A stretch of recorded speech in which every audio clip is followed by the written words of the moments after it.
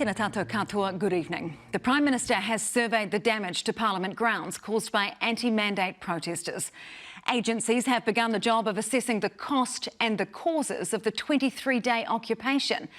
And police have confirmed they used pepper spray and foam bullets in their clash with protesters yesterday. Political editor Jenna Lynch begins our coverage. Surveying the wreckage. Prime Minister looking over what was the People's Lawn, now the protesters' wasteland. It looks a lot like a dump.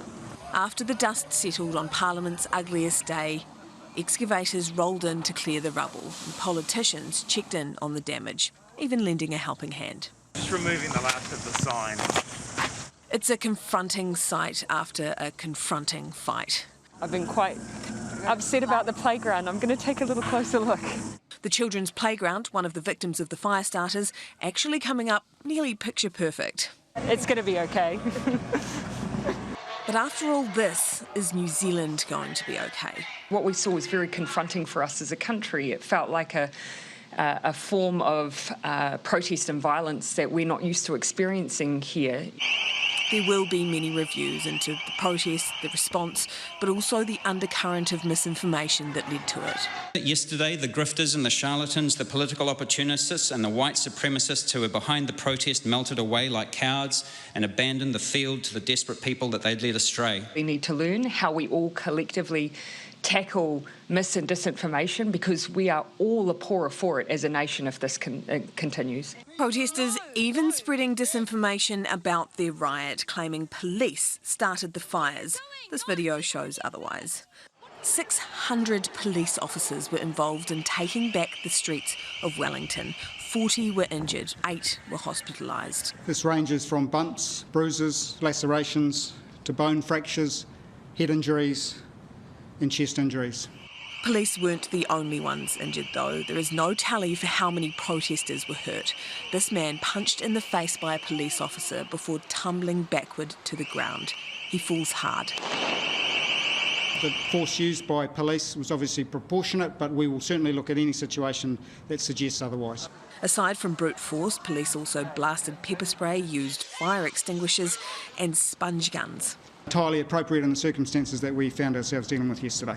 This was what they were up against, an angry, violent mob with no regard for police. Look at this car screaming backward into a line of police, just one of the terrifying situations they faced. Politicians all back police actions.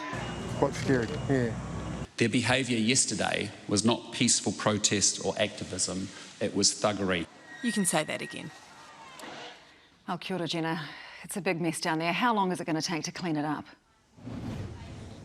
Yeah, well, the physical damage should be a matter of weeks. While the area behind me is still a crime scene, once the police wrap up their investigations, it should be all go. I'm told that the Ready Lawn was ordered 2 weeks ago, actually, when the Parliament realised that the protesters had dug up the lawn and it was going to be a complete write-off. But the real fix that everyone will be looking for out of this is a solution for social cohesion, trying to understand how these protesters became so susceptible to disinformation, so angry, so disaffected, that they were willing to riot and cause the carnage that we saw yesterday. And that will not be solved in a matter of weeks. Ngā mihi, Jenna. Thank you. Well, while that clean-up gets underway at Parliament, Wellington City Council is also counting the cost of the damage to its central streets. And as Imogen Wells reports, some protesters are now camping on the capital's south coast, planning their next move. Wellington CBD, the quietest it's been in 3 weeks, except for a few protesters hanging around making noise. Put your arms out, my friend! Put your arms out! Still fighting for the cause that brought them here in their hundreds 24 days ago. I'm here to protest for my rights. I've been mandated out of my job. They did it!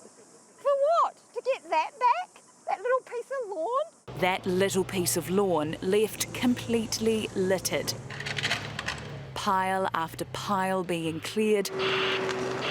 Skip after skip filled with the remnants of a 23-day occupation. I don't envy anybody doing that clean-up. I'm sure it's going to take a couple of days. I used to take my kids at lunch over to the playground, so it's pretty disgusting to see how it looks today. A disgusting mess with no clear price tag.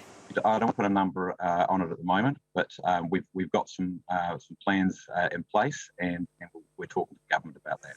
Local iwi still in shock at the damage. Being here today, you really get to see the full effect of what's happened, what's transpired. The waitu of the place feels really pouty, really sad.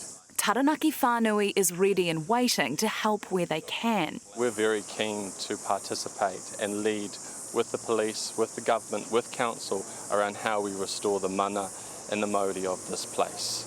Disgust at the grounds aside, locals are pleased to have their city back. Yeah, it's feeling a bit surreal, isn't it? Nice to see the streets clear and such a visible police presence. It was quite reassuring to know all the cops doing their rounds. Maybe the calm before the next storm. I'm like, well, you took all their cars and their homes, the tents. Where are they? Where are all these people? Some of them have moved their camps to Wellington's south coast, where they're regrouping and deciding what's next. I don't really know what everyone's plans are from there, but all I know is the protest isn't done. From there, I don't know. It's only been one day. Whatever those plans turn out to be, rest assured police will be keeping an extremely close eye. Imogen Wells, Newshub.